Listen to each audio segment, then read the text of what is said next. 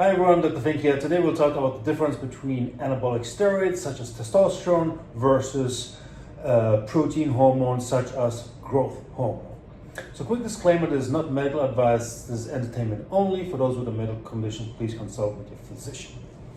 So performance enhancing drugs are usually categorized into different categories. We have anabolic steroids, and then we have growth hormone or insulin and such. So what is the big difference in the way they act in our body? So let's first look at anabolic steroids.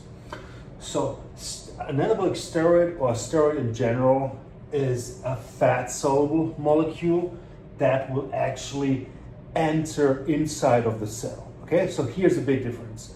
A non-steroid hormone does not enter inside of the cytoplasm, so inside of the cell, it will dock to a receptor on the membrane of the cell.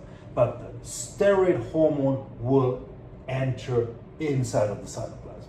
So here I just drew a cell with the phospholipid bilayer. So this is the cell membrane. It will go all around here. I didn't draw it all up, but as you can see, the steroid hormone, it is fat soluble, so it will pass this cell membrane, it will enter the cytoplasm, so the inside of the cell, where the androgen receptor is waiting. The androgen receptor binds with the testosterone or any other androgen and will form a new complex. And this complex will now enter the nucleus of the cell.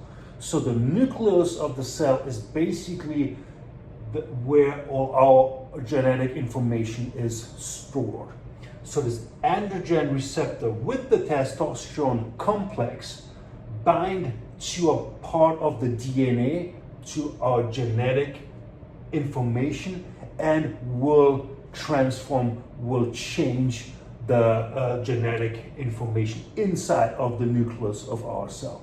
That's why steroid hormones are so powerful in their outcomes, in how they change our bodies.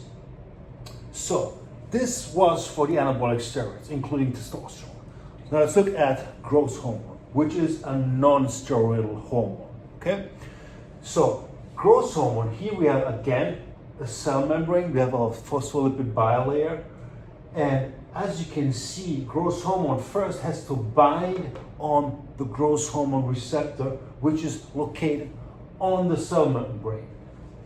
For the steroid hormone, the androgen receptor is already inside of the cell. So the steroid hormone goes inside of the cell and binds the receptor, whereas for growth hormone, the receptor is outside of the cell on the cell membrane. So growth hormone binds to the growth hormone receptor, and then it will activate secondary messengers. We have your JAK2 stats, and those secondary messengers will eventually indirectly alter our genetic information. So as you can see, anabolic steroids, or steroids in general, enter the cell, bind to a receptor, and then this complex alters our genetic information directly, whereas growth hormone binds the receptor outside and then it activates secondary messengers which will indirectly alter our genetic information. So I hope this makes sense and you could understand the difference between steroidal hormones and non-steroidal hormones. For steroidal hormones, we include testosterone, dianabol, trenbolone, nandrolone, etc. And for non-steroidal hormones, we usually talk about IGF-1, growth hormone, insulin, and such. Again, PEDs, performance-enhancing drugs, come with a lot of side effects and health risks, so I don't recommend anybody to take those. This is just for informational purposes only. Thank you for watching, and I wish you a wonderful day.